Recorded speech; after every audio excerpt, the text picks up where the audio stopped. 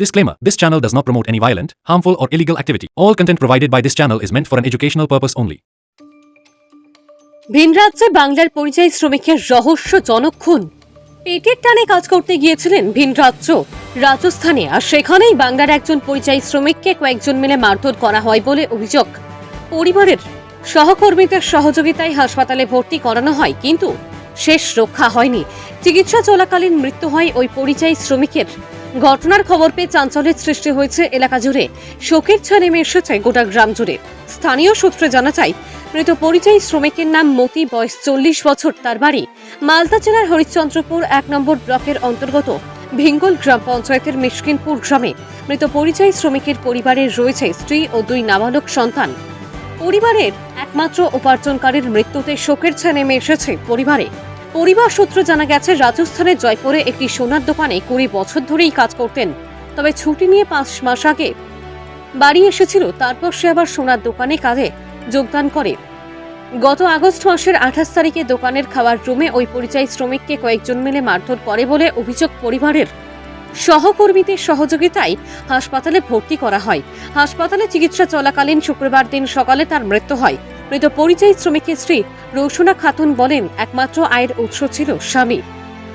আজ আর সে নেই। ছোট ছোট 2 ছেলেকে নিয়ে কিভাবে চলবে সংসার? সরকারের কাছে আবেদন করছি, আমার স্বামীকে যারা মারধর করেছে, হত্যা করেছে, তাদের যেন কঠোর শাস্তি হয়। মুখ্যমন্ত্রীর কাছে সাহায্য আবেদন করছে। মিসকিনপুর গ্রামের গ্রাম পঞ্চায়েতের সদস্যের প্রতিনিধি খায়রুল আলম বলেন, দীর্ঘ 20 বছর ধরে রাজস্থানের জয়পুরে এক সোনার দোকানে কাজ করতেন মতি। খাওয়ার রুমে মতিকে মারধর করে বলে শুনতে পাই আমরা।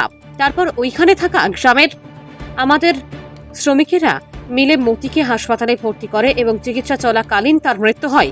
পরিযায়ী শ্রমিকের মৃত্যুর খবর পেয়ে ওই পরিবারের সাথে দেখা করতে যান পশ্চিমবঙ্গ সরকারের প্রতিমন্ত্রী তজমল হোসেন। তিনি বলেন, একের পর এক বাংলার পরিযায়ী শ্রমিকের মৃত্যুর ঘটনা ঘটছে, তবে আমরা ওই পরিযায়ী শ্রমিকের পরিবারের পাশে রয়েছি।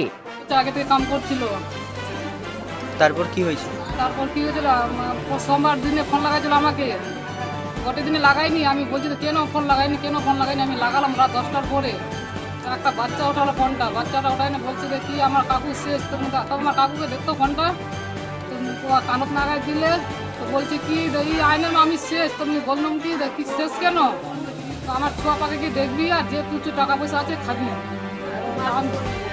আমাকে মারধর করেছিল। তো কে মারধর করেছে? স্টাফের লোক মারধর করেছিল। আমি শেষ। আমাকে হসপিটালে লাগাচ্ছে। তো কে লাগাচ্ছে? রুমের লোক লাগাচ্ছে। কোন দিন এই কথাটা কোন দিন বলেছে? মঙ্গলবারে। তারপর কত 20 বছর আগে থেকে কাম করছি। কিসের দোকানে কাজ করছে? সোনার দোকানে। কোথায়? জয়পুরে। জয়পুরে। এমআই রোডে কাম করছে জয়পুরে। বিচার চাই, সঠিক বিচার চাই। মতি মতি নাম ছিল। বয়স কত ছিল? বয়স 42 বছর। বলছি ও কি একাই কাজ করছিল না আর সংসারে উপার্জনকারী কেউ আছে? 60টা লোক কাজ করছে। 60টা লোক কাজ করছে দোকানে। আপনার পরিবারের আয়ের উৎস কি? পরিবারে রাখলে। আচ্ছা, আপনার বাড়িতে কে কে রয়েছে এখন বর্তমানে? আমার 2টা ছেলে আছে, ছোট ছোট। আর আপনি? আমি আছি। 2টা ছেলে আছে। আচ্ছা, বাচ্চাটির বয়স কত? এটা বছরের, এটা ছেলের 4 বছর 2 মাস হলো। এটা ছেলের 6 বছর 6 মাস হলো। আচ্ছা, এখন আপনার আবেদন কি সরকারের কাছে? শাস্তি চাই আমি। সঠিক তদন্ত চাইছেন। আপনার নাম? রৌশনা খাতুন। আপনি কি হলেন ওনার? স্বামী, স্ত্রী।